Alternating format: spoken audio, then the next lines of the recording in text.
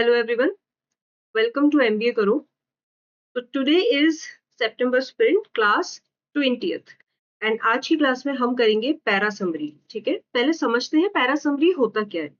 आपको कोई पैराग्राफ दिया हुआ है, ठीक है, आपको उसकी समरी फाइंड आउट करनी है. आप समरी कैसे फाइंड आउट करेंगे? जितने भी आपको क्वेश्चंस दिए हुए हैं, जितने भी आपको ऑप्शंस दिए हुए हैं, आपको एक क्वेश्चन दिया है, देन आपको 4 ऑप्शंस दिए हुए हैं. तो वो 4 ऑप्शंस में से जो सबसे ज्यादा क्लोज है, जिसमें सारी की सारी इंग्रेडिएंट्स हैं जो आपको पैराग्राफ में दिया हुआ है, that will be your para summary. Not necessary कि उसमें एग्जाम्पल्स भी हो, लेकिन लमसम सारे फैक्ट्स उसमें होने चाहिए. तो पैरा समरी के लिए आप क्या देख रहे हैं? आप देख रहे हैं it should capture all the main points, capture all the main points. ठीक है, it should not be too generic और too general, and it should not be too specific. ठीक है, ना तो ज्यादा जनरल होगा ना वो ज्यादा स्पेसिफिक होगा. उसमें सारे मेन पॉइंट्स आ जाने चाहिए. मेन पॉइंट का मतलब क्या होता है कि जो जो इंपॉर्टेंट पॉइंट्स डिस्कस किए हुए हैं, जैसे अगर कुछ सिचुएशन दी हुई है तो स्टेप 1, स्टेप 2, स्टेप 3 का जो इंपॉर्टेंट पार्ट है वो आ जाना चाहिए. ठीक है, क्योंकि और मोरओवर आप अगर बहुत ज्यादा जनरल कोई ऑप्शन मार्क करेंगे तो वो वेग हो जाएगा. बहुत ज्यादा स्पेसिफिक ऑप्शन मार्क करेंगे तो वो पार्शियल हो जाएगा. क्योंकि हमें ऐसा ऑप्शन मार्क करना है जिसमें सब कुछ कवर हो. राइट, मेन इंग्रेडिएंट जितने हैं वो आपके सारे कवर होने चाहिए.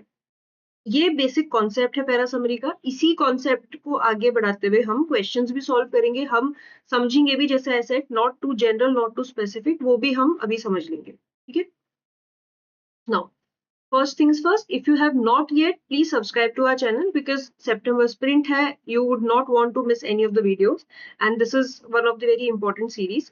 So please subscribe to our channel, follow us on our various social media platforms wherein you can get PDFs of these like sessions, and you can get other practice material as well. This is the schedule of September Sprint, okay, and we are here. Para summary तक है, अभी और classes आनी बाकी है, so stay tuned for that. And if you're preparing for MBA exams for 2025-26, we have a comprehensive course. Okay, it has recorded concept video, so it is a self-paced course. It has solved questions from basics to advanced level, so you need not to worry. All the concepts and questions will be covered. We have topic-wise practice sheets. Right, we have a dedicated doubt resolution group wherein you can ask your doubts, and our experts will obviously solve it and be there for you. We have live doubt solving session. Okay, in verbal ability we also provide grammar and vocab, so that whenever in some exams grammar like vocabulary cover like comes. Okay, so vocab and grammar is also covered. In LR we are also covering omits topics. Right, so this is like a comprehensive course for all the MBA entrance exam. Price is for 15,000 rupees, and section wise module is also available, so you can check this out here, www.mbakaro.in. And if you have any query related to the course or mocks or anything, you can mail us here. All right, now as our ritual is, if you want to solve these questions on your own, please make sure to pause the video, solve the question, and then look at the solution. You can resume it anytime to check the solution and the explanation. Okay, so let's proceed with the video. Now this is the first passage. First passage says, there is still a great deal of prestige to be had by joining the elite club of moonlanders. तो moonlanders कौन होते हैं? moonlanders जो जहाँ पे like कोई भी country का कोई भी जो मून पे लैंड हुए हैं, राइट? तो elite club of moonlanders. After their successful missions, India and Japan, यहाँ हम बात करें इंडिया और जापान की, India and Japan could very much claim to be global space players. Right, moonlanders, and they have successfully landed on moon, so they can claim to be global space player. Right, a nation with a successful space industry can bring a boost to the economy through jobs. कोई भी nation है जिसकी space industry बहुत successful है, तो वो nation क्या करेगा? वहां पे जॉब्स भी आएंगी, like they can boost the economy through jobs and innovation, because obviously space exploration कर ली है तो definitely they are very innovative. Right, but the moon race offers an even bigger picture. कैसे? because of its resources. ठीक है. While the lunar terrain looks rather barren, it contains mineral. अब moon की वैसे तो टेरेन बहुत वैसे लगते कि बैरन है, इसमें कुछ भी नहीं होगा, but it has minerals including rare earth metals like iron and titanium, and it has helium too, which is used in everything from superconductors to medical equipments. Estimates for the value of all the vary wildly from billions to quadrillions. So it's easy to see why some see moon as a place to make lots of money. तो moon की जो exploration चल रही है वो किस वजह से चल रही है? Because of the resources. ठीक है, मून के जो रिसोर्सेज है यहाँ पे जितने भी जैसे आयरन है, वहां पे टाइटेनियम है, हीलियम है, और ये सुपर कंडक्टर्स में इन सब में बहुत ज्यादा यूज होते हैं. राइट. तो एक रीजन मून लैंडर बनने का या फिर उस एलीट क्लब में आने का ये भी है बिकॉज वहां पे बहुत सारे सोर्सेज हैं. If you are able to take दो sources, you have command on दो सोर्सेज, तो आपकी इकोनॉमी भी बूस्ट होगी and you will have a lot of money, you will make a lot of money. ठीक है. अब इस पैराग्राफ की कौन सा option best summarizes this paragraph? This we have to see. Okay.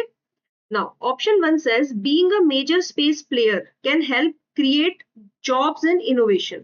अब यहाँ पे major space player की बात कर रहे हैं कि this will create jobs and innovation. यहाँ पे ये partial है because यहाँ पे moon landing की बात नहीं है. अब देखिए moon, ठीक है, और space बहुत बड़ा है, राइट. स्पेस बहुत बड़ा है. हम क्या बात कर रहे हैं? हम बात कर रहे हैं मून की, मून लैंडिंग की बात. स्टार्टिंग में ही लाइन बोली है, there is a still great deal of prestige to be had by joining the elite club of moon landers. तो हम किसकी बात कर रहे हैं? हम मून की बात कर रहे हैं. ठीक है, हम पूरे स्पेस की बात नहीं कर रहे. तो we can rule this out. Next बात करते हैं, a successful space industry can help the economy and give a fillip to mineral extraction. अब अगेन यहाँ पे मून लैंडिंग की तो बात ही नहीं की है, स्पेस इंडस्ट्री की बात हो रही है, right? So this cannot be our summary. Next, successful space industries can help their nations, economies, and afford these nations enormous prestige. Again, moon landing तो मिसिंग है यहाँ पे, फिर ये लोग स्पेस इंडस्ट्री की बात कर रहे हैं, मून लैंडिंग की बात ही नहीं है, राइट. मेन ये जो हमारा पैराग्राफ है, ये क्या स्टार्टिंग ही क्या है इसकी? Moon landing. इस पैराग्राफ की स्टार्टिंग ही मून लैंडिंग है. और ये जो ऑप्शंस हमने डिस्कस किए हैं, ये मून लैंडिंग की तो बात ही नहीं कर रहे, ये स्पेस एक्सप्लोरेशन की बात कर रहे हैं. और जैसे कि हमने देखा कि स्पेस बहुत बड़ा है, moon landing, moon is a part of a space. ठीक है. नेक्स्ट ऑप्शन देखते हैं. Countries that are moonlanders, they cannot only help their grow economies with their space programs, but also be able to extract the moon's vast mineral resources.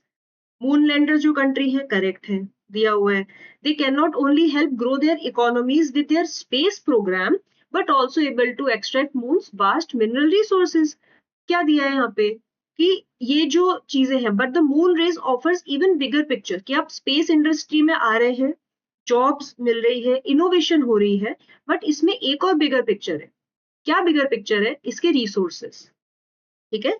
इसमें rare earth metal है, जैसे कि इसमें iron है, इसमें titanium है, इसमें helium है, सब कुछ मेंशन्ड है, right. So countries that are moonlanders, they cannot only help grow their economies with their space programs. space program से job और innovation हो रहा है. ठीक है. सिर्फ इतना ही नहीं, they are also able to extract the moon's vast mineral resources. Correct है, सब कुछ कवर हो रहा है. all the important ingredients are covered here, right?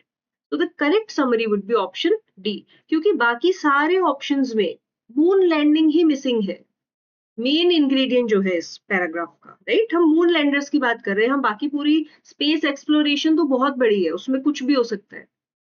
Okay, let's see the next paragraph. Now just as with studies of effectiveness of online education for students in kindergarten through 12th grade, much of the pre-pandemic research, अभी एक research हो रही है pre-pandemic, क्या research है? Into the online higher education. This research concluded that students in online programs did worse than students in in-person courses. अब pre-pandemic जैसे लोग बाग आते थे, ठीक है, in person आते थे, राइट, और वहां पे क्लासेस अटेंड करते थे. तो इन पर्सन जो लोग आते थे, क्लासेस अटेंड करते थे, उससे अब बाद में जो चल रहा है जहाँ पे ऑनलाइन चीजें हो रही है, ठीक है, ऑनलाइन क्लासेस चल रही है, ऑनलाइन एग्जाम्स हो रहे हैं, एक्सेट्रा एक्सेट्रा, तो ये कह रहे हैं कि एक रिसर्च कंडक्ट हुई है जिसमें ये कंक्लूड हुआ है कि जो स्टूडेंट्स ऑनलाइन प्रोग्राम में है they did worse than students in person courses, की जो इन पर्सन कोर्सेज में स्टूडेंट्स आते थे वो बेटर परफॉर्म कर रहे थे, ठीक है, on average they had lower grades, जो ऑनलाइन एजुकेशन वाले बच्चे हैं उनके लोअर ग्रेड्स हैं, and they have higher drop out rates, they have poorer performance in subsequent classes, ठीक है। However, लेकिन many of these studies suffered from what scholars describe as self selection bias. अब इन्होंने स्टडी तो कर ली लेकिन ये सेल्फ सिलेक्शन बायस है। क्या बायस है? ये लोग किन बच्चों के ऊपर स्टडी कर रहे हैं? जो लोग पुअर परफॉर्म कर रहे हैं। इन्होंने उन बच्चों की तो बात ही नहीं की है जो हो सकता है ऑनलाइन से बहुत अच्छा परफॉर्म कर रहे हो, because time is being saved, right. उनको कहीं जाना नहीं है, उनको कहीं आना नहीं है, they can take classes, they can attend exams on their in the comfort of their home, वो बात नहीं है। तो जैसे कि ये जो स्टडी है this is obviously a self selection bias. In this case the fact that people who chose to take courses online also share other inherent characteristic skewing the result. मतलब कि ऐसा नहीं है कि सिर्फ ऑनलाइन कोर्सेज लिए हैं इस वजह से रिजल्ट अच्छा नहीं आ रहा है, कुछ और भी कैरेक्टरिस्टिक्स होंगे, right. Students who enrolled in online higher education programs, students who enrolled in online higher education programs before COVID, they tend to be older and studying part-time, for instance, and often had jobs and families. जितने भी बच्चे थे जो online courses ले रहे थे, ठीक है, क्या हो रहा था, एक तो उनके पास में जॉब थी, ठीक है, वो थोड़े बड़े थे एज में, right, so they had basically they had responsibilities, इस वजह से हो सकता है वो ढंग से नहीं पढ़ पाए, right. Otherwise like mostly people tend to take in person classes, but जो नहीं in person जा पाते हैं, maybe the person they want to join classes, जिसकी classes उनको join करनी है वो नहीं है उस सिटी में, कुछ भी है, XYZ कोई भी फैक्टर हो सकता है, इस वजह से वो ऑनलाइन आ रहे हैं and they are not able to focus क्योंकि उनके पास में और भी रिस्पॉन्सिबिलिटीज है। We would expect a part time student with other obligations to perform less well, कि जो ऐसा बच्चा है जो पार्ट टाइम एजुकेशन ले रहा है, ठीक है, तो नेचुरल है कि उसके पास में और भी रिस्पॉन्सिबिलिटीज है, इसीलिए पार्ट टाइम एजुकेशन ले रहे हैं, right. So we expect a part time student with other obligation to perform less well, clear है, राइट।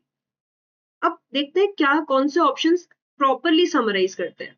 अब आप यहाँ देखिए, older students as well as those studying part time, अब बड़े बच्चे as well as those who are studying part time, they tend to be worse than young students enrolled in full time courses. यहाँ पे सीधा सीधा बोल रहे हैं कि older students as well as those studying part time, they tend to be worse students than young students enrolled in full time courses. अब ये कहाँ पे दिया हुआ है पूरे इसमें पैराग्राफ में कि ये बच्चे जो हैं they are like worse than the students in who are enrolled in full time courses. ये तो जनरलाइजेशन हो गया ना, इन्होंने सबको जनरलाइज कर दिया कि जो बच्चे ऑनलाइन ले रहे हैं वो सारे के सारे ही खराब हैं, right. So this is generalization, so that's why we will rule this out because generalization and we do not have to do generalization, ठीक है। नेक्स्ट देखते हैं, although there is evidence that students in online courses fared worse than those in physical classes, the data cannot be said to be conclusive. अब यहाँ पे देखिए, एक बोला है कि ऑल्दो एविडेंस है कि जो ऑनलाइन कोर्सेज में बच्चे हैं they are fared worse than those in physical classes, but data is not conclusive. Evidence क्या है कि इन्होंने जो स्टडी की है, इन्होंने जो रिसर्च की है, दिस इज द एविडेंस कि वही ऑनलाइन में बच्चे हैं वो पुअर परफॉर्मेंस कर रहे हैं एज कंपेयर टू जो students offline in person classes ले रहे हैं, ठीक है। बट क्या कह रहे हैं कि the data can not be said to be conclusive. क्यों कंक्लूसिव नहीं है? क्योंकि यहाँ पे सेल्फ सिलेक्शन बायस की भी बात हो रही है, ठीक है। कंक्लूसिव इसलिए नहीं है क्योंकि जो स्टडी है it is suffering from self selection bias, क्योंकि जिन्होंने भी रिसर्चर्स ने जो स्टूडेंट सेलेक्ट किए हैं वो इन्होंने वही स्टूडेंट सेलेक्ट किए हैं जो पुअर परफॉर्मेंस दे रहे हैं। इन्होंने न्यूट्रल कोई बात नहीं की है, इन्होंने कोई वो नहीं बताया कि कौन से स्टूडेंट्स अच्छा परफॉर्म कर रहे हैं। There is nothing like that, right. So there is self selection bias which is also mentioned in our paragraph clearly, ठीक है। नेक्स्ट देखते हैं, most online courses are attended by older people who are studying part time and therefore they tend to be worse academically. अब ये जो most वाली चीज है कि भाई most ऑनलाइन कोर्सेज, जितने भी ऑनलाइन कोर्सेज हैं, most of them, एक बात समझिए, जब भी हम कभी भी ऐसे क्वेश्चन सॉल्व कर रहे होते तो फ्यू, सम, मोस्ट, तो अगर हम एक लाइन पे लेते हैं फ्यू, सम, मोस्ट, ठीक है, ये आपने एक मान लीजिए लाइन ले ली। अब मोस्ट जो है, ये 0 से 100 का रेशियो हम ले रहे हैं, 0 से 100 का रेंज, यहाँ पे 50 भी कर लेते हैं, ठीक है। अब जो फ्यू है ना, वो टुवर्ड्स लेसर साइड जाते हैं, ठीक है, मान लीजिए 30% एंड लेस, तो वो फ्यू बहुत कम हो जाता है, राइट। जो मोस्ट है वो मान लीजिए आपका 70% अबव, ठीक है, तो मोस्ट ऑलमोस्ट पूरे पर हो जाता है। जब हम सम की बात करते हैं, वो कहीं पे भी हो सकता है, एक भी सम हो सकता है, 99 भी सम हो सकता है, तो एक से लेकर 99 तक कोई भी सम हो सकता है। तो कभी भी आप ऐसा ऑप्शन देखो तो अनलेस एंड अनटिल स्पेसिफिकली लिखा हुआ है कि मोस्टली लोग ऐसा करते हैं या फ्यूअर लोग ऐसा करते हैं, आप यू लुक फॉर सम, ठीक है, क्योंकि वो बैलेंस्ड ऑप्शन होता है। समझ में आया? क्योंकि sum can range from 1 to 99, जैसे हम मेक समझते हैं ना, मे, ठीक है, ये चीज हो सकती है, कहीं सर्टेनिटी नहीं कि ये चीज होगी ही होगी, right. So most online courses are attended by older people who are studying part time, therefore they tend to be worse academically. ये कहाँ लिखा हुआ है? This is not mentioned, could be extra information, हम लिख देते हैं not mentioned, क्योंकि ये लिखा हुआ नहीं है कहीं पे भी, इसलिए हम क्या कर रहे हैं, हम इसको रूल आउट कर रहे हैं, ठीक है। नेक्स्ट क्वेश्चन देखते हैं। Part time older students with other responsibilities tend to perform poorly as compare to those enrolled full time in physical classes. अब ये है, ठीक है, कंपैरिजन दिया हुआ है, सब कुछ है, बट ये पार्शियल है, इसमें ये बात नहीं कही है कि ये सेल्फ सिलेक्शन बायस से भी ग्रसित है, राइट, कि this particular research, this particular study is suffering from self selection bias, ये कहीं नहीं दिया हुआ, right. So this summary is partial, and as we discussed earlier also कि हम partial summary नहीं मार्क करेंगे, so that's why we are ruling it out. तो करेक्ट क्या होगा? ऑप्शन बी, जहाँ पे एकदम क्लियर कट दिया हुआ है कि एविडेंस है कि स्टूडेंट्स जो है ऑनलाइन वाले वो कम थोड़ा परफॉर्म कर रहे हैं ऑफलाइन वालों के कंपैरिजन में, पर ये जो डेटा है ये कंक्लूसिव नहीं कहा जा सकता क्योंकि सेल्फ सिलेक्शन बायस है, राइट। नेक्स्ट क्वेश्चन देखते हैं। नाउ होमोसेपियंस, अब हम बात करें, homo sapiens appeared as a separate species about 3 lakh years ago, ठीक है। During the entire tenure the earth has been undergoing series of ice age, अब पूरे टेन्योर में आइस एज चल रही थी, long period of intense glaciation हो रहा है where the planet was cold and dry, followed by shorter interglacial periods that were warm and moist. तो लॉन्ग पीरियड क्या हो रहा था, जैसे मान लीजिए पूरी आइस एज चल रही है ये, तो लॉन्गर पीरियड जो है वो ऐसा है जहाँ पे कोल्ड एंड ड्राई चल रहा है, ठीक है। उसके बाद में शॉर्ट पीरियड आता है that is warm and moist, right.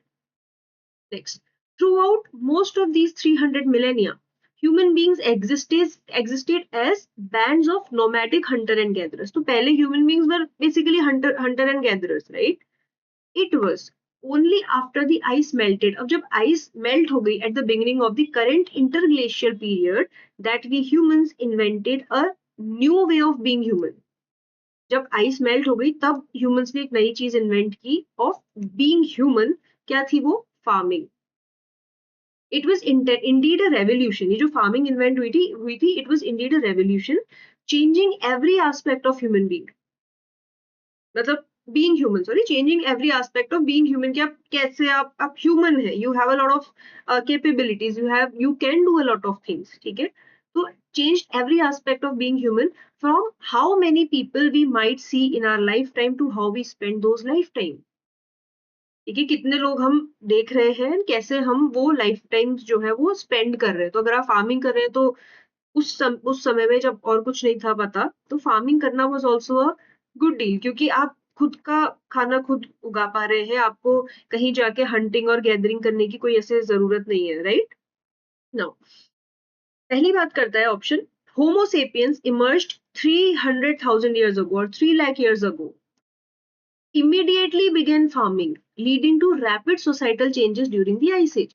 अब immediately began farming तो नहीं हुआ है, ठीक है? इंटेंस ग्लेशिएशन का पीरियड चला है जिसमें पहले कोल्ड एंड ड्राई था, फिर वार्म एंड मॉइस्ट हुआ, उसके बाद में जब आइस पूरी मेल्ट हो गई तब फार्मिंग शुरू हुई है, तो immediately they did not begin farming, तो ये हमारी समरी नहीं हो सकती है। नेक्स्ट बात करते हैं, throughout 300 millennia humans have always been farmers, तो always been farmers adapting to cold and dry conditions during the ice age, ना तो उन्होंने इमीडिएटली फार्मिंग शुरू की है, ना वो ऑलवेज फार्मर थे, they were not always being farmers, so no, right? So this is also ruled out, क्योंकि इंफॉर्मेशन ये जो है ये गलत है, राइट? थर्ड देखते हैं, homo sapiens appeared 3 lakh years ago experiencing long ice ages। अब experiencing long ice age है, shorter warm period ये भी है, ठीक है, but only began farming after ice melted, revolutionizing human life।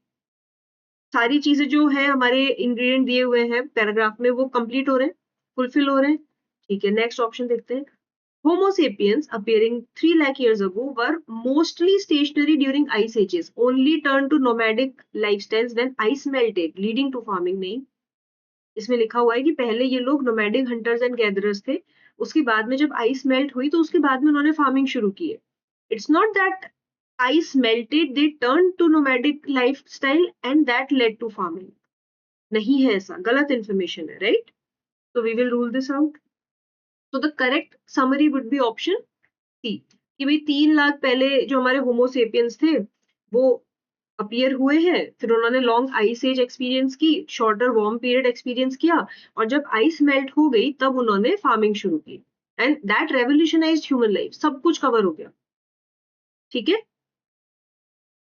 Next question, next देखते हैं, in their paper Loeb and Bailey argued the only way the object could be accelerated to the speeds observed as if it were extremely thin and large, like a sail। ठीक है, कि भाई अगर वो बिल्कुल ऐसे थिन और large हो जैसे कि सेल होता है, तभी आप एक्सेलरेट कर सकते हो स्पीड, ठीक है। They estimated its thickness had to be between 0.3 to 0.9 millimeters, which is extremely thin, ठीक है। After confirming that such an object is robust enough to withstand hardship of interstellar travel। interstellar travel क्या होता है? जहां पे आप stars में travel कर रहे हो, ठीक है, interstellar travel। Loeb and Bailey concluded, इन्होंने क्या conclude किया? that it couldn't possibly be a solar system object like a asteroid or comet। ये कोई ऐसा solar system object नहीं है, being thus of interstellar origin, मतलब interstellar origin का है ये। The question is whether it is natural or artificial object। Interstellar origin का है तो कहीं ना कहीं ऐसे रिलेटेड टू अपना सोलर सिस्टम सॉर्ट ऑफ है, लेकिन ये नहीं समझ पा रहे हैं कि नेचुरल है या आर्टिफिशियल है। This is where the paper ventures into interesting but far fetch speculation. सो स्पेक्यूलेशन हो रही है, ठीक है, कि भाई जो ऑब्जेक्ट है वो क्या है, राइट? वो स्पेक्यूलेट कर रहे हैं कि हाँ ये कुछ ऐसा तो लग रहा है कि इंटरस्टेलर ट्रेवल से रिलेटेड है या इंटरस्टेलर ट्रेवल के लिए है या क्या है, एक robust enough to withstand hardship of interstellar travel. तो मतलब बहुत ज्यादा कुछ स्ट्रॉन्ग है, ठीक है, बट वो ये नहीं समझ पा रहे, भी इनको इतना समझ में आ रहा है कि एस्टेरॉइड या कॉमेट जैसा तो कुछ नहीं है, पर इनको नहीं समझ आ रहा नेचुरल ऑब्जेक्ट है या आर्टिफिशियल ऑब्जेक्ट है। ये स्पेक्यूलेशन है, ठीक है। ऑप्शंस देखते हैं, Loeb and Bailey suggest that object could be a solar sail due to its thinness and acceleration। ठीक है, क्योंकि इंटरस्टेलर की बात हो रही है तो could be a solar sail, क्यों? क्योंकि इसकी थिननेस और एक्सेलरेशन है, वो देख रहे हैं हम। Leading them to speculate it might be an artificial object rather than natural one। Speculation चल रही है कि आर्टिफिशियल हो सकता है ना, मतलब जरूरी नहीं है कि ये हो नेचुरल हो, आर्टिफिशियल भी हो सकता है, ठीक। नेक्स्ट बात करता है, Loeb and Bailey conclude, क्या conclude कर रहे हैं? that the object is an asteroid or comet from our solar system given its thinness and acceleration, and speculate about its natural or artificial region। क्या इन्होंने conclude किया है कि object asteroid या कॉमेट है? इन्होंने साफ लिखा है this couldn't possibly be solar system object like asteroid or comet। साफ मेंशन्ड है कि नहीं हो सकता है, तो ये हमारी समरी नहीं हो सकती क्योंकि इंफॉर्मेशन ही गलत है, राइट। नेक्स्ट बोलता है the paper by Loeb and Bailey dismisses the possibility of object being interstellar origin and speculate it is large thin sail within solar system. नहीं, ये तो बोल रहे हैं ना, it could be from interstellar origin, thus of interstellar origin. भाई वो ऐसा हो सकता है कि वो इंटरस्टेलर ओरिजिन का ऑब्जेक्ट हो क्योंकि उसकी थिननेस है, ये सब है, तो वो इंटरस्टेलर ट्रेवल है, it could withstand the hardship of it, right. सीधा सीधा दिया हुआ है, तो ये भी हमारी समरी नहीं हो सकती है। नेक्स्ट है the object studied by Loeb and Bailey is robust and thin. That is true, robust and thin है, which suggests it is an asteroid and comet from interstellar space. Again, साफ लिखा है it couldn't possibly be a solar system object like an asteroid or comet. तो जहां पे भी ये है कि भाई वो एस्टेरॉइड और कॉमेट है वो ऑब्जेक्ट, वो हम नहीं मार्क कर सकते, इंफॉर्मेशन गलत हो जाती है, ठीक है, मतलब फैक्चुअली रॉन्ग हो जाता है वो, करेक्ट। तो हमारा करेक्ट आंसर क्या होगा, हमारी करेक्ट समरी होगी ऑप्शन ए वाली, जिसमें लिखा है कि ऑब्जेक्ट है could be a solar sail क्योंकि वो इंटरस्टेलर ओरिजिन का है due to its thinness and acceleration, ठीक है, उसकी जो थिननेस और एक्सेलरेशन है उससे ये कर सकते हैं कि इट कुड बी, ये नहीं कह रहे हैं कि it is, it could B, ठीक है, स्पेक्यूलेशन है, चांसेस है कि वो हो सकता है due to its thinness and acceleration leading them to speculate, speculation की भी बात हो गई है कि it might be an artificial object rather than a natural one, right. So option A is the correct answer. ठीक है? Now, I hope you're liking the session. Please like the video, comment your score after we have completed this session, so that you also realize how many questions you are getting correct and where is the part that you need to improve. Do share this with your friends so that they can also get benefit of it. And if you have not yet, please subscribe to our channel. Try not to miss any of the videos. Now, next question. Next question says, territory in indigenous struggles. Territory in indigenous struggles entails more than just land ownership. अब indigenous tribes जो होती हैं, ठीक है, उनकी जो भी struggle होती है, जो भी टेरिटरी को रिलेटेड, टेरिटरी को लेके जो भी स्ट्रगल होती है, it is more than land ownership. Land ownership बहुत माइनर बात है, it is more than land ownership, it often becomes a material venue that host fight against resource extraction. Land mafia, mine mafia, पता है ना, right. सो क्या होता है ये लोग कि भाई वहां पे कोई पर्टिकुलर जगह है, वहां पे जाके आप रिसोर्स जो है उस एरिया के आप एक्सट्रैक्ट कर रहे हैं, तो ऐसे में क्या होती है, जो इंडिजिनियस ट्राइब्स होती है वो आती है क्लेम करने। अब वो क्लेम किस चीज पे कर रही है, वो ये थोड़ी बोल रही है कि हमारी जमीन हमें दे दो, जमीन की बात है, लेकिन उससे ज्यादा मेजर है उनके जो रिसोर्सेज उनसे लिए जा रहे हैं, उनके जो रिसोर्सेज एक्सट्रैक्ट हो रहे हैं, this is something that they are losing. Land is minor, तो माइनर बात क्या है यहाँ पे, माइनर है land ownership, this is minor thing, this is not the major point. जो मेजर बात है वो है रिसोर्स एक्सट्रैक्शन, ठीक है। सो रिसोर्स एक्सट्रैक्शन के लिए सारी चीजें हो रही है। To talk of the territory is to inaugurate dialogue between various indigenous people and between the indigenous and their settler neighbors about self-determination, co-managing resources and apportioning legal entitlements. तो भाई अगर आपको ये सारी चीजें के बारे में बात करनी है तो ये सब भी डिस्कस करना पड़ेगा, भाई लीगल एंटाइटलमेंट्स क्या है, उनके आसपास के settler neighbours about self determination, को मैनेजिंग रिसोर्सेज, जितने आप को मैनेज करो, को एग्जिस्ट करो साथ में, right. In India as well, marginalized communities, जो marginalized communities हैं, they have highlighted their profound association with where they live to combat the militant managerial states hunger. Militant managerial states hunger मतलब वही government, ठीक है, क्योंकि government भी ले लेती है वो जगह जहाँ पे उनको कुछ अच्छे रिसोर्सेज मिलते हैं, because they think of the progress of the nation, right. But indigenous tribes है या जो पीपल हैं, वो उनको चाहिए होता है कि उनके रिसोर्सेज उनके रहे, right. State militant managerial states hunger for natural riches that lie beneath their sacred hills and river. तो उनकी जो sacred hills और river के अंदर में जो riches है, natural riches, natural resources है, right, वो उस पे गवर्नमेंट भी आती है लेने के लिए, तो इनकी फाइट चल रही होती है सबकी, ठीक है। But when these justified claims are redirected against rival group, ठीक है, for control over scarce resources, indigeneity becomes morbid weapon. तो ये पूरी बात क्या हो रही है, ये कह रहे हैं कि लैंड ओनरशिप के मतलब इंडिजिनियस ट्राइब जो है, इंडिजिनियस कम्युनिटीज हैं, ठीक है, इंडिजिनियस पीपल हैं, वो लोग फाइट करते हैं। वो माइनरी मतलब माइनर ऐसा लगता है कि लैंड ओनरशिप की फाइट है, उनको उनकी जमीनें वापस दे दो, ये कर दो, वो कर दो, पर एक्चुअल फाइट होती है उनके रिसोर्सेज की। उनको जमीनों से ज्यादा रिसोर्सेज की ओनरशिप चाहिए होती है, जो उनकी नदी और उनकी जमीनों के नीचे है, right. Now indigenous struggles entail fighting against resource extraction rather than just land ownership। तो ये दोनों चीजें मेंशन कर दी कि बस केवल लैंड ओनरशिप, तो जस्ट लैंड ओनरशिप का मतलब इन्होंने लैंड ओनरशिप को माइनर बताया, ठीक है। अगेन माइनर लैंड ओनरशिप है, मेजर क्या है, रिसोर्स एक्सट्रैक्शन है।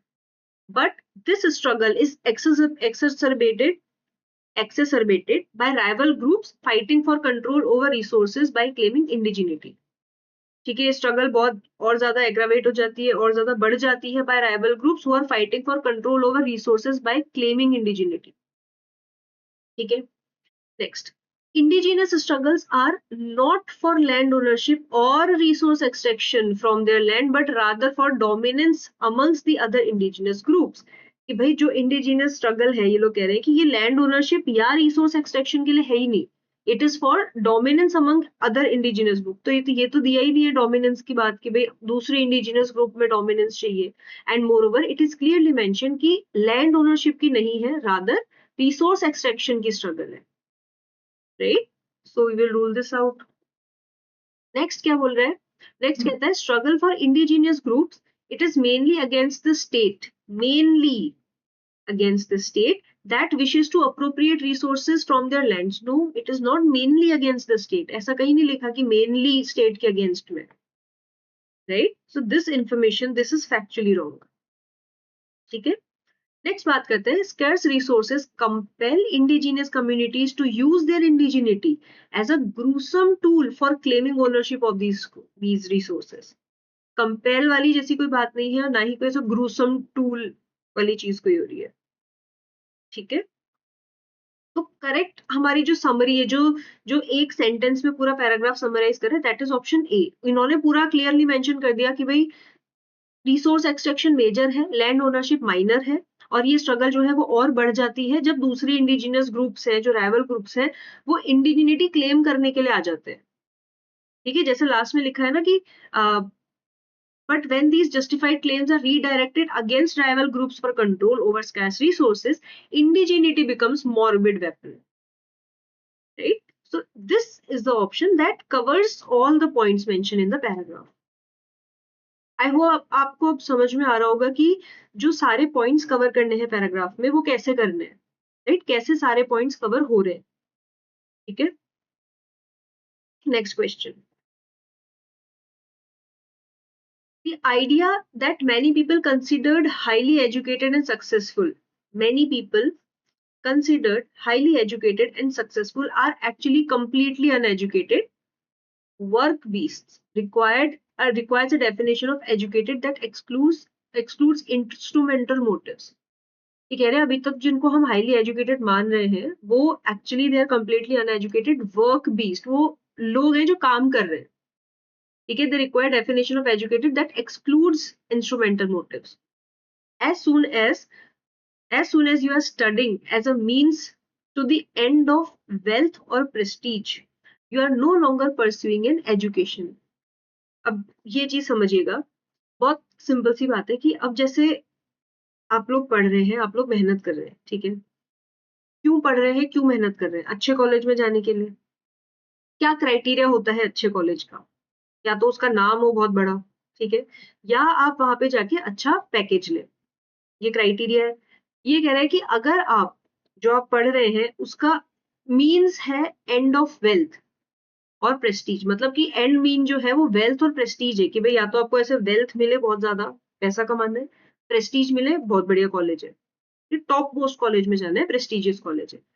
आप कभी भी ऐसा नहीं कि आप कैट देंगे, ठीक है, अच्छे आईआईएम्स में जाएंगे, उसमें भी आप देखेंगे कि भी टॉप कौन सा है, ठीक है, हल्के फुल्के कॉलेजेस में नहीं जा रहे, क्यों, प्रेस्टीज की बात है, पैकेजेस की बात है, राइट। तो वो यही कह रहे हैं कि ये जो सारी चीजें हैं, it then you are no longer pursuing an education. A radically democratic vision of education in turn requires a certain view of human nature, on which Aristotle claims at the opening of his Metaphysics, all humans by nature desire to know. जो हमारा human nature है वो है, हमें Dzire है जानने की, चीजें जानने की डिजायर है. Okay. Poverty impedes this characteristically human activity of knowing, the desire for which is not limited to small cognitive elite. इसमें तीन चीजें बोली हुई है. ठीक है. इसमें बोला हुआ है एक तो नॉलेज. पहली बात हो रही है नॉलेज की. ठीक है. दूसरी बात हो रही है डिजायर फॉर नॉलेज की, कि भाई जो ह्यूमंस होते हैं उनमें इंट्रिंसिक कैरेक्टरिस्टिक होता है कि हमें डिजायर है नॉलेज की. पर ये जो डिजायर है it is impeded, like poverty impedes this. तो यहाँ पे पॉवर्टी भी है. तो नॉलेज क्या है भी, जो हमें आता है, जिससे हम अच्छे कॉलेजेस में एडमिशन ले रहे हैं, जिससे हम वेल्थ कमाएंगे. Dzire for knowledge intrinsic human character है. पॉवर्टी इस इंट्रिंसिक ह्यूमन कैरेक्टर को इम्पीड कर दे रही है, थोड़ा उसको ओवर पार कर दे रही है कि भाई आपको पैसा कमाना है. It is not just about कि पूरे जीवन भर की मेरे को तो डिजायर है जानने की और मैं जानते रहूंगा, मैं पूरी बुक्स पढ़ूंगा, मैं ये करूंगा वो करूंगा. तो unless and until you are getting something out of it, so it won't work. So this is human nature and we are like living in a society, so we need certain things. Okay, so there is nothing wrong in it. तो ये basically तीन चीजें इस पूरे paragraph में दी हुई है. अब हम बात करते हैं ऑप्शन ए की. ऑप्शन ए बोलता है education for work purposes is not genuine education and this is aggravated by poverty. ठीक है. Education for work purposes is not genuine education, missing aggravated by poverty. अब यहाँ पे डिजायर फॉर नॉलेज जो part है, ठीक है, नॉलेज, डिजायर फॉर नॉलेज, वो तो मिसिंग है ना. सिर्फ इन्होंने एजुकेशन की बात की है, नॉट जेन्युइन. ठीक है. Aggravated by poverty. ये तो यहाँ पे नॉलेज वाला पार्ट मिसिंग है. यहाँ पे हम चलो एक और डाल लेते हैं, एजुकेशन. ठीक है. अब बी बोलता है desire for knowledge is universal although it is constrained by poverty, but education without a purpose is not genuine education. एक ये. ठीक है. सी बोलता है genuine education implies a desire for knowledge and this trait is universal amongst education. यहाँ पे education आ गया, Dzire for knowledge आ गया, यहाँ पे पॉवर्टी मिसिंग है. मैं ये भी लिख रही हूँ क्या मिसिंग है. ठीक है. पॉवर्टी नहीं है, यहाँ पे नॉलेज नहीं है.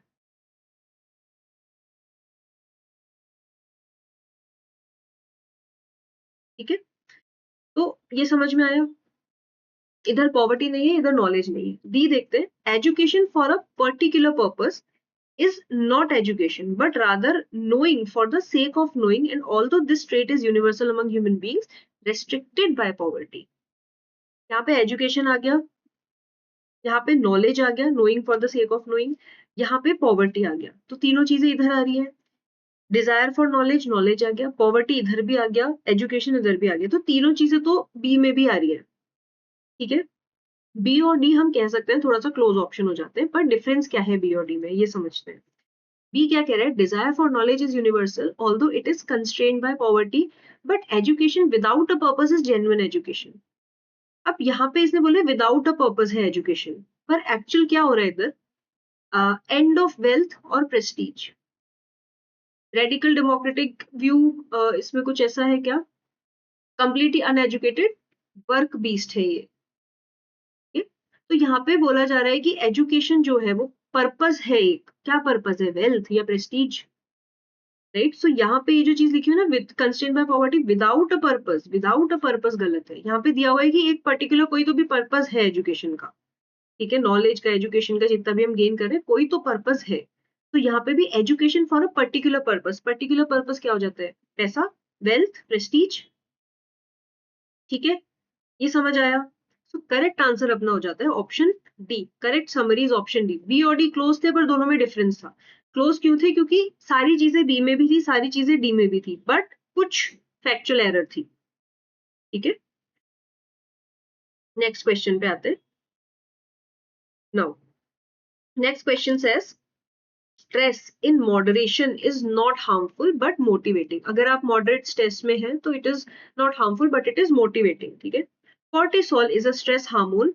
It cycles daily synchronising with sunlight. It helps to arouse us for the day. Cortisol जो है स्ट्रेस हार्मोन है, सनलाइट के साथ भी सिंक्रोनाइज करता है और वो हमें पूरे दिन के लिए रेडी करता है. In health the hormone spikes when we need to pay attention, a test, a job, interview और डेट. जॉब इंटरव्यू और डेट. तो देखिए ये जो कॉर्टिसोल है ये स्पाइक करता है whenever we need to pay attention. कहाँ कहाँ पे, जैसे मान लीजिए आपका एग्जाम है, टेस्ट है, थोड़ा सा स्ट्रेस आउट होंगे तो आप ज्यादा ध्यान से करेंगे. जॉब इंटरव्यू है, थोड़ा सा स्ट्रेस्ड आउट होंगे, ध्यान से करेंगे. किसी व्यक्ति से मिलने जा रहे हैं, थोड़ा सा स्ट्रेस्ड आउट होंगे तो मे बी आप अच्छे से पेश आएंगे या जो भी चीज है. Studies on rodents and human confirm the brief. अब rodent और human पे study हुई है that it confirms that brief. It confirms that brief mild increases in stress are good for brain. तो अगर छोटा छोटा सा और थोड़ा थोड़ा सा mild increase है stress में, it is good for brain, particularly for memory. ठीक है. During these spikes, neurons are born and expand into hippocampus.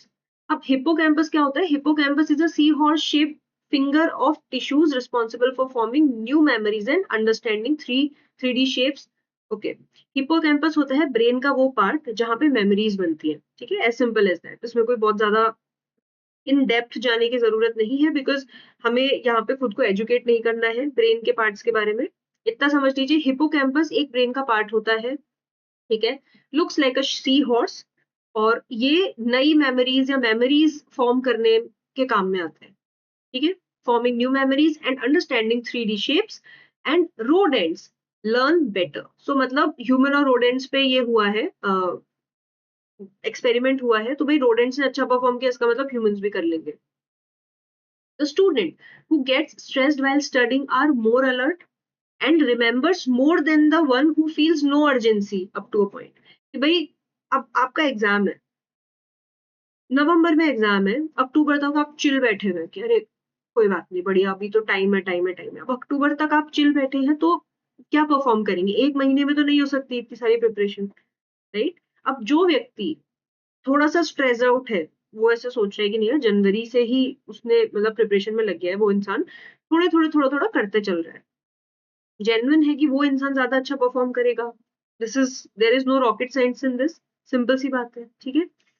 The problem comes when stress is either too intense at the moment, okay, as in rape or violent attack, or too sustain. मतलब problem तब आती है जब या तो stress बहुत ज्यादा intense हो गया कि भाई आपको किसी ने वायलेंटली अटैक कर दिया है, राइट? तो तब प्रॉब्लम आती है. एक प्रॉब्लम तब आती है when it is too sustain, जैसे कि अभी मैंने एग्जांपल दिया कि आप बिल्कुल ऐसे एकदम बढ़िया चिल मोड पर हैं, बहुत ज्यादा लॉन्ग पीरियड ऑफ टाइम के लिए वो चीज सस्टेन हो सकती है. अब जैसे एक तरीके से मान लीजिए, एक एग्जांपल तो हो गया पढ़ाई से रिलेटेड. ठीक है. Students who get stressed while studying are more alert and remembers more than the one who feels no urgency. ये स्टूडेंट वाला. एक होता है सस्टेन्ड स्ट्रेस जो कि for prolong period of time के लिए होता है, लाइक फॉर लाइफ टाइम.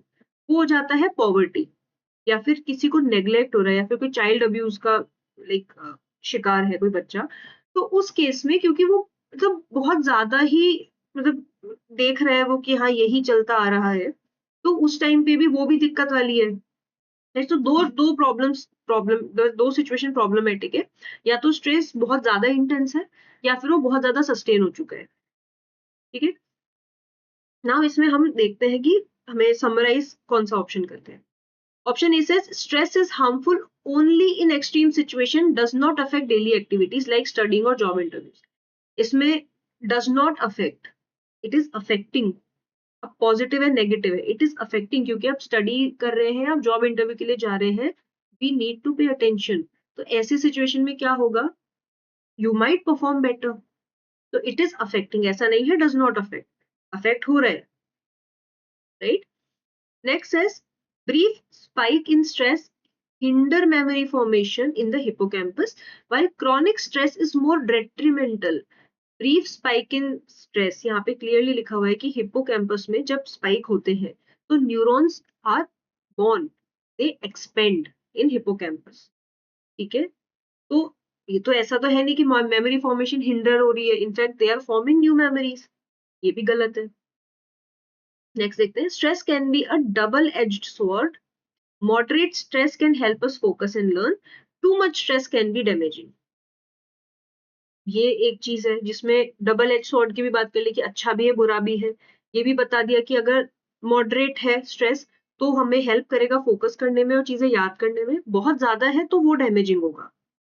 ठीक, नेक्स्ट ऑप्शन देखते हैं, cortisol, it is a stress hormone, it plays a complex role in memory. While it can increase focus during short term stressful events, it can also disrupt memory consolidation in the long run.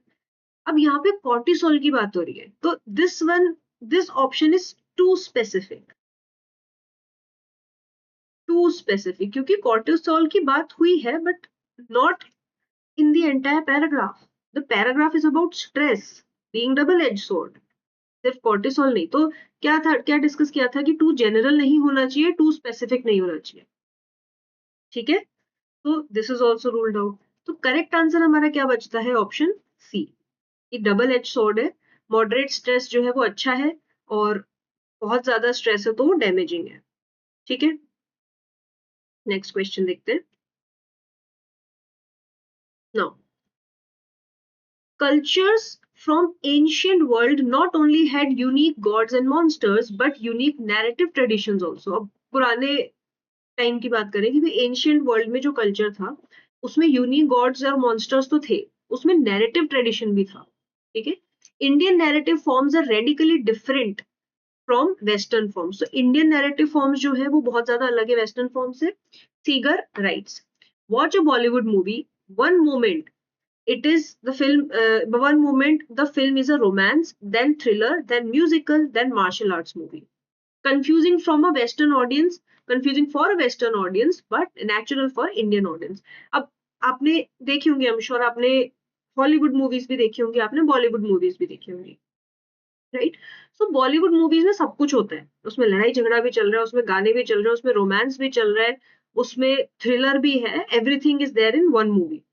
आप Hollywood movies देखिए, कोई भी series देखिए, वहां पे एक type का होगा, उसमें ऐसा नहीं कि कुछ बहुत ज्यादा मिक्सअप हो गया। अगर रोमांटिक मूवी है तो उसमें रोमांटिक होगा, अगर एक्शन मूवी है तो वो एक्शन मूवी होगी। उसमें ऐसा नहीं कि रोमांटिक मूवी है हीरो मारधाड़ कर रहा है, नहीं, हीरो मारधाड़ कर रहा है it means it is an action movie.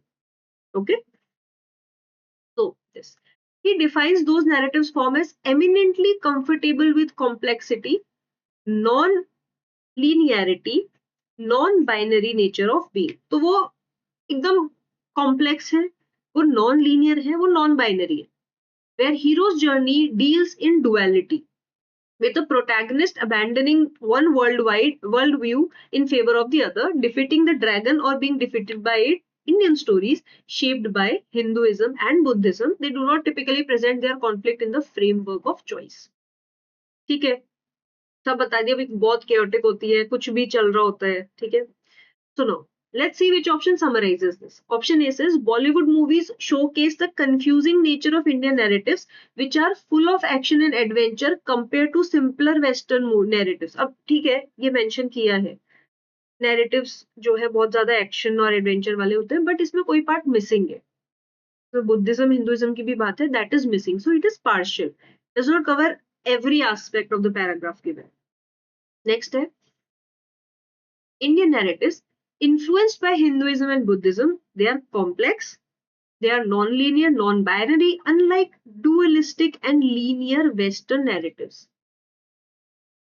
ठीक है, hero's journey deals in dualities with the protagonist abandoning one world view in favor of another, defeating dragon Orisa।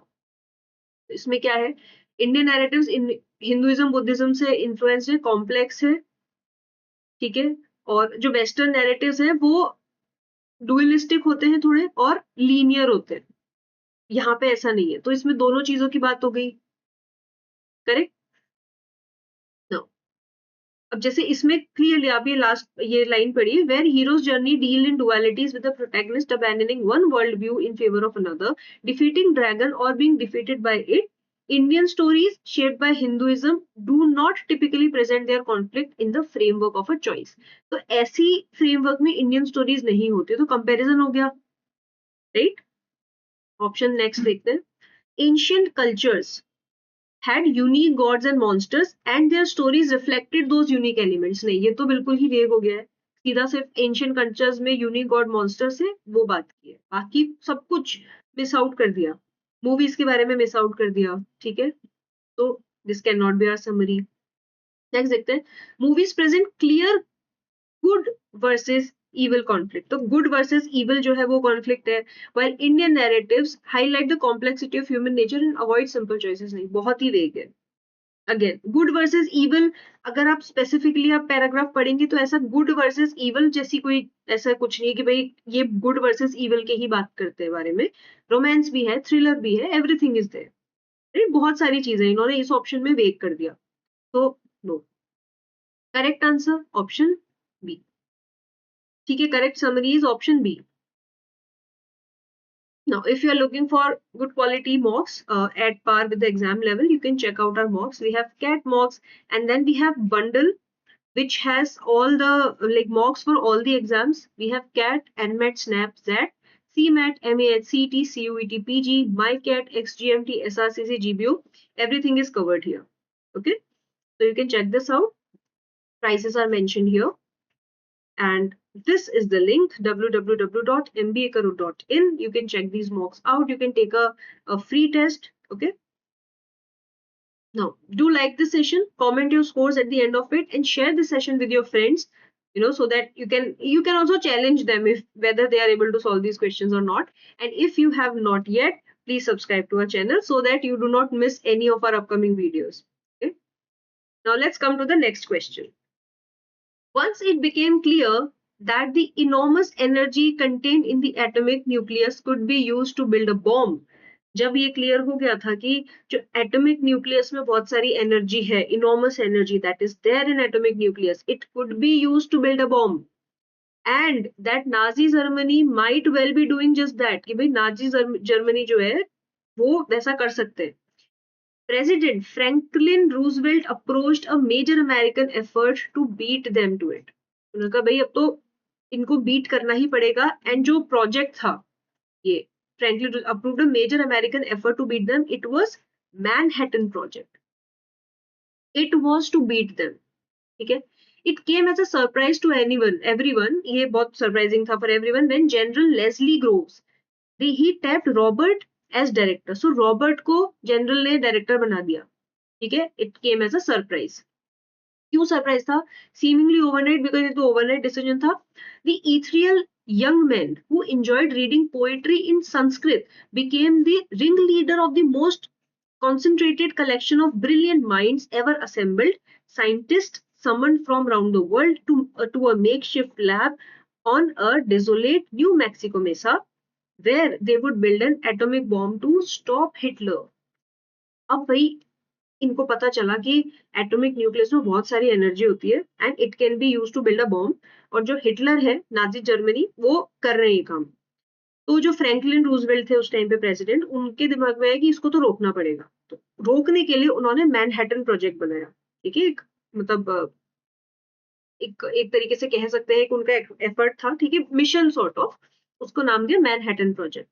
अब मैनहट्टन प्रोजेक्ट में जो जनरल लेस्ली ग्रोव थे उन्होंने Robert को director बना दिया। रॉबर्ट एक व्यक्ति जो संस्कृत में पोएट्री पढ़ते थे, ठीक है, he became the ring leader of it, और brilliant mind from around the world उनके साथ में वो काम कर रहे हैं।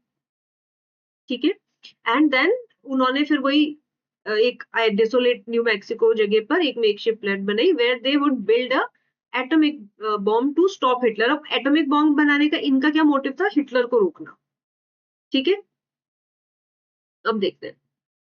Manhattan Project was an initiative to build a bomb to stop Hitler, with Robert, a poetry lover, surprisingly appointed as director by Leslie Groves. Poetry lover है Robert, surprising था उनका appointment by director Leslie Grove. ठीक है, Manhattan project की बात हो गई है, इनिशिएटिव की बात हो गई है, क्यों बना रहे हैं वो हो गई है। ठीक है, एक तो हमारे इस ऑप्शन में सारी चीजें कवर हो रही है। नेक्स्ट बात करते हैं, atomic bombs destructive potential was discovered, prompting Manhattan Project's creation to counter Nazi Germany possible development। अब यहाँ पे इन्होंने क्या क्या किया? इन्होंने एटॉमिक बॉम्ब के डिस्ट्रक्टिव पोटेंशियल की बात कर ली है, मैनहट्टन प्रोजेक्ट की बात कर ली है, पर इन्होंने ये नहीं बताया कि किसको डायरेक्टर बनाया, क्यों बनाया, कैसे बनाया। अब रॉबर्ट को डायरेक्टर बनाया, कुछ सोच के बनाया होगा, he is an important person in this paragraph, वही मिसिंग है, तो ये हमारी समरी नहीं हो सकती। ठीक है। Manhattan project, a top secret American program to build an atomic bomb before Nazi Germany, was led by was led by brilliant scientist Robert Oppenheimer. अब रॉबर्ट ओपनहाइमर, क्या पूरे पैराग्राफ में कहीं पे सरनेम दिया हुआ है रॉबर्ट का? नहीं दे रखा। अगर आपने ओपनहाइमर मूवी देखी है तो आप क्लिक कर जाएंगे कि हाँ, ये रॉबर्ट ओपनहाइमर के बारे में बात हो रही है। ये चीज मैंने पहले पैराग्राफ पढ़ते टाइम इसलिए नहीं बोली क्योंकि मुझे ये ऑप्शन आपको समझाना था कि रॉबर्ट ओपनहाइमर। ठीक है। अब ओपनहाइमर, आप देखिए कि आपने मूवी देखी होगी ओपनहाइमर। ठीक है, आप ये समझेंगे, देखेंगे, पढ़ेंगे तो आपको समझ में आएगा कि ओपनहाइमर के बारे में बात हो रही है, जिसने ये पूरा प्रोजेक्ट हेड किया था, डायरेक्ट किया था। He was the director of it. ठीक है। तो पर क्या ओपनहाइमर सरनेम दिया हुआ है रॉबर्ट का कहीं पे भी? आप नॉर्मल देखिए, अगर किसी इंसान को नहीं पता है कौन है रॉबर्ट, ठीक है, तो ओपनहाइमर यहाँ पे दिया हुआ है। हो सकता है मूवी की वजह से क्लिक हो जाए कि हाँ, रॉबर्ट ओपनहाइमर हो सकते हैं, बट आपको ये भी ध्यान रखनी है कि आपको पैराग्राफ में नहीं दिया हुआ है रॉबर्ट ओपनहाइमर है, ये चीज नहीं मेंशन्ड है, तो आप ये ऑप्शन नहीं मार्क कर सकते क्योंकि यहाँ पे ओपनहाइमर जो वर्ड है that becomes hour extra information. समझ में आया? This Oppenheimer thing becomes our extra information. Now, Manhattan Project, aimed at building a bomb to stop Hitler, was led by a team of poets and artists, with Robert as a director. अब वो team poets और artists की थोड़ी थी, वो तो scientists की team थी, poets and artists की टीम थोड़ी थी। समझ आया? So this cannot be our summary. So which is the summary? Option A, ठीक है, कि Manhattan project was an initiative to build a bomb to stop Hitler, Robert was a poetry lover. ठीक है, so it was surprising. क्यों surprising था? क्योंकि poetry lover, जिसको संस्कृत में पोएट्री पढ़ना पसंद है, उसको डायरेक्टर बना दिया। सो इट वाज सरप्राइजिंग, राइट? ये समझ में आया?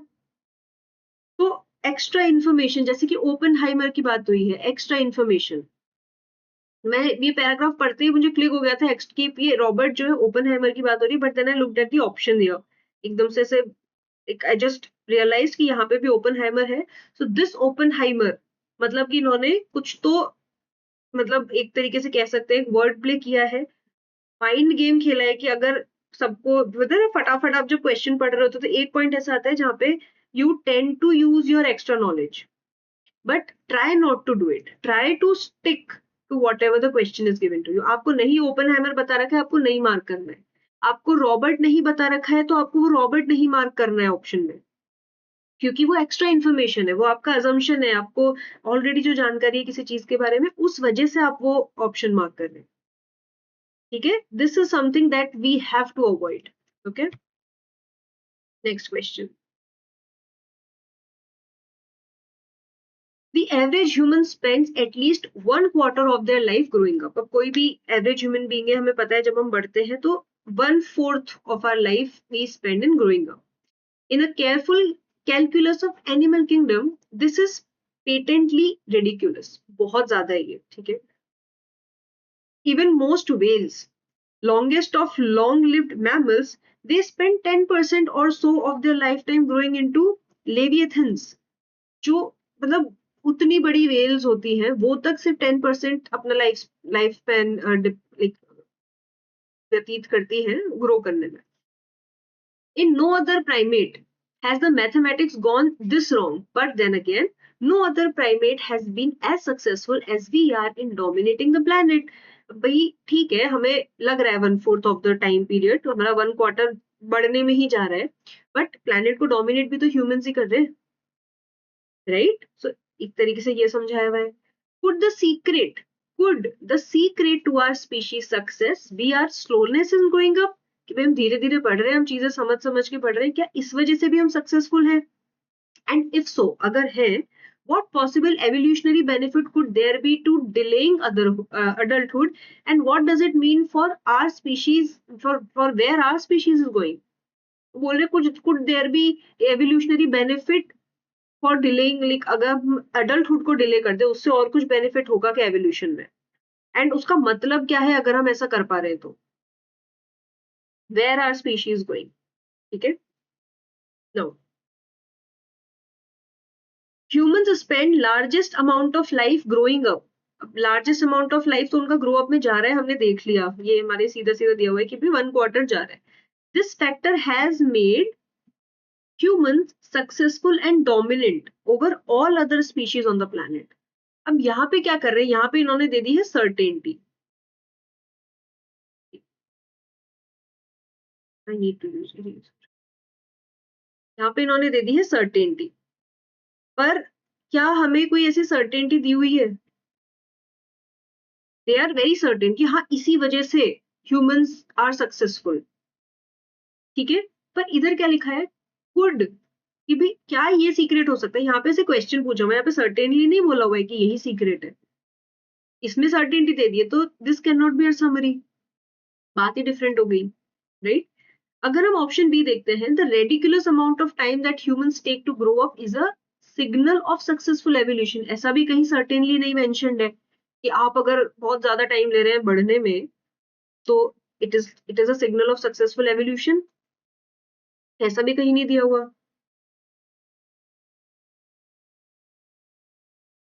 नेक्स्ट ऑप्शन बात करते हैं. Humans amongst all species, humans amongst all species, they spend largest amount of life growing up, and this amount of time, although seemingly ludicrous, may explain why they are so successful. May explain why they are so successful. Humans जो हैं पूरी species में से सबसे ज्यादा amount बड़े होने में spend करते हैं, right? So this amount of time, it could be like, it is definitely ludicrous, बहुत ज्यादा है, but this may explain why they are so successful. ठीक है, क्योंकि इसमें मे भी लगा दिया, means they are like not sure, ऐसे सर्टेनिटी नहीं है कि इसी वजह से वो सक्सेसफुल है. ये भी बता दिया कि बहुत सारा अमाउंट बड़े होने में लाइक जाता है, एंड ये भी बता दिया कि human as a species successful. Next option says the longer the delay to adulthood, greater the evolutionary benefit for humans and other species. अब लास्ट सेंटेंस देखिए, if so what possible evolutionary benefit could there be to delaying adulthood. इसमें कोई benefit as such mention नहीं है, ठीक है, इसमें बता रखा है. सो इस ऑप्शन में कह रहे हैं कि ग्रेटर होगा, बहुत ज्यादा होगा. Again we can not mark this as our summary क्योंकि कॉन्ट्राडिक्टिव, मतलब पैराग्राफ के साथ में नहीं जा रहा ना, पैराग्राफ सपोर्ट नहीं कर रहा है. तो correct answer would be option C. ठीक है, C is the correct summary. Next देखते हैं. Now, as we saw in very public responses of politicians and leaders across the planet. अब हमने जो politicians हैं, हमारे leaders हैं across the planet, हमने उनके सारे public responses देखे. Those who were able to work with and in a state of not knowing, मतलब कोई uncertainty की state है, they ended up appearing far more in touch with the reality. तो अगर वो ऐसी मतलब उस स्टेट में काम कर रहे हैं where they do not know something, they acknowledge it कि हाँ they do not know something, but still they are working in that particular area, ठीक है, and they are able to work with this uncertainty, they are far more in touch with reality. ठीक है, they did not make promises they could not keep, मतलब ऐसे promises किए ही नहीं जो उनसे करे नहीं जाए पूरे. ठीक है, they were better able to respond to what was emerging in a rapidly changing crisis. कोई भी rapidly क्राइस हो रहा है उसमें कैसे क्या चीज हो रही है, they were able to respond to it better. respond, ठीक है, वो respond कर रहा है. they were like to offer just 2 example. अच्छा, इन्होंने 2 examples दिए हैं. one is Jacinda Ardern, New Zealand में प्राइम मिनिस्टर थी, राइट, एंड डोनाल्ड ट्रम्प. ठीक है, so Jacinda Ardern and Donald Trump की बात हुई है. It's hard to find a bigger contrast. इन दोनों में contrast है in modern leadership than these two in humility, humanity, collaborative practices, and the ability to respond rather than react. Jacinda Ardern has taken some very good decisions. She has responded to exigencies very nicely, चाहे वो किसी भी related चीजें हो New Zealand में, right? तो and वही कि दोनों में कॉन्ट्राडिक्टरी जो चीजें कॉन्ट्रास्ट है वो कंपेयर किया है. I leave you to draw your conclusion but merely ask that you use the circumstances and examples to make that judgment rather than leaping to conclusions. which is where the armory of silver bullet is often to be found. ठीक है कि भाई ऐसे jump मत कीजिए conclusion पे, don't leap to the conclusion, आप example देखिए, आप सारी चीजें देखिए एंड जज for yourself. Correct. Now question is, leaders like Jacinda Ardern, Donald Trump show that working with uncertainty is ineffective, leading to an inability to respond to crisis. नहीं, यहाँ पे सीधा सीधा लिखा है कि अनसर्टेनिटी में आप अगर काम कर रहे हैं तो it could make you respond better to crisis. ठीक है, so this cannot be the correct summary. Jacinda Ardern, Donald Trump are modern leaders who highlight the importance of humility, humanity, collaborative practices in responding to crisis.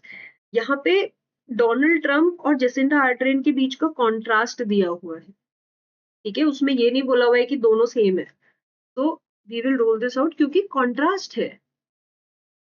ठीक है, clear cut mention है, contrasting है दोनों जने, right. Politicians who make promises they cannot keep tend to react rather than respond to crisis, as seen in contrasting leadership styles of Jacinda Ardern and Donald Trump. है ठीक है, summary है but partial है. Not everything is included in this. Next देखते हैं. Politicians who work with uncertainty and avoid making unkeepable promises are more in touch with reality. यहाँ पे touch with reality नहीं mention था. Exemplified by contrasting Jacinda Ardern's and Donald Trump's leadership style. दोनों के leadership style में बहुत contrast है. देखिए, Jacinda Ardern is that kind of a person who would want to keep everyone together and take everybody's advice, and वो साथ में लेके चलने वालों में से है. And Donald Trump का भी no. Okay, he's also a good leader and how he's doing things, but दोनों में leadership style में contrast है, right? So it is a contrast between leadership style of these two. Okay, so correct summary would be option D. Correct. Next question. Now, paper published in 2004, David Wendler and Franklin Miller argued that patients can be deceived if they agree to be deceived. So patients को आप deceive करेंगे if they agree to be deceived. They argue that patients might consent to being deceived without being told what they are being deceived about. Okay. Patients might be told something like, you should be aware that the investigators have intentionally left out information about certain aspects of this study. I don't find their arguments convincing. To give consent, you must know what you are consenting to. Wendler and Miller respond by noting that patients in these circumstances can only be deceived about matters that would not affect their willingness to participate. आप deceive कीजिए patients को, कोई भी research हो रही है, कुछ भी है, ऐसा जरूरी नहीं है कि आप हर किसी को हर कुछ इन्फॉर्मेशन देंगे. तो sometimes you have to step back, you have to hide some information, but ऐसा नहीं होना चाहिए कि वो इन्फॉर्मेशन अगर आप उनको बता देते तो शायद वो उस रिसर्च में या उस सर्वे में पार्ट नहीं लेते. ऐसी कोई इन्फॉर्मेशन नहीं होनी चाहिए. ठीक है, you can deceive them if they consent to be deceived. This is very important. ठीक है, but how can we know in advance whether something would affect patients' willingness to participate without asking them first? Their argument seems to rely on an incorrect and paternalistic premise that doctors can guess what might affect patients' willingness to participate. तो ये एक तरीके से incorrect हो गया कि they can assume कि भाई उनकी willingness किस में है किस में नहीं है. तो ये आपका पैराग्राफ है. Option A says, authors argue that patients should never be deceived in clinical studies, as this undermines the principle of informed consent and patient autonomy. Never be deceived लिखा हुआ है कि patient should never be deceived. So this is too strong क्योंकि यहाँ पे लिखा हुआ है patients can be deceived if they want to be deceived. So we can rule this out because it is too strong. ठीक है.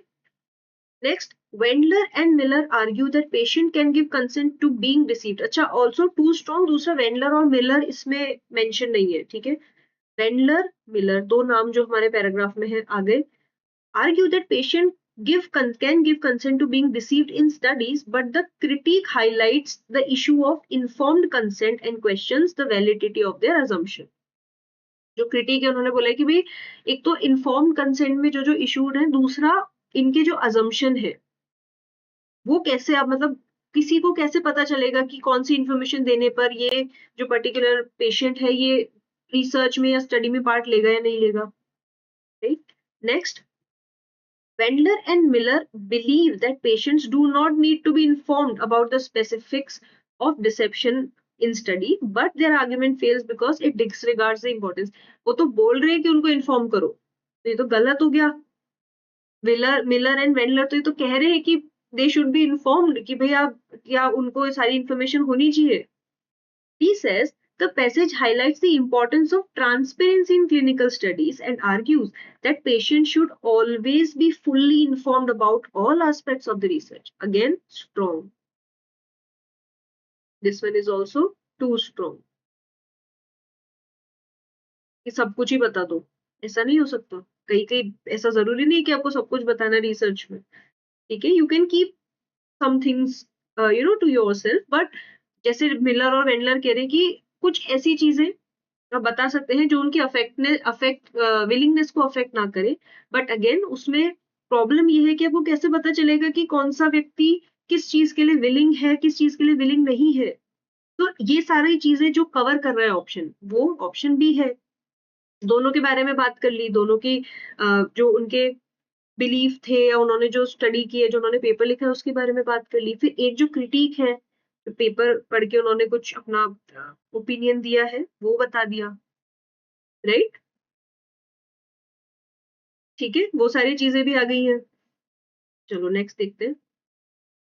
Okay, so if you are looking for mocks which are at par with exam level, you can check out our mocks.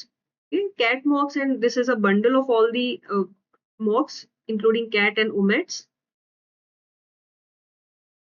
Now these are two questions. Okay, you can pause this video, read these questions and answer the answer in comments. Let's see if you get this correct. Okay, and if you have solved the questions of this session by yourself, let me know how many of you how many questions did you get correct. Okay, and where was the doubt, where was that one where you not get this correct. To get the PDF of this, you please join our Telegram group. The link of Telegram group is this. You can also pause this video, scan this QR code and join the group.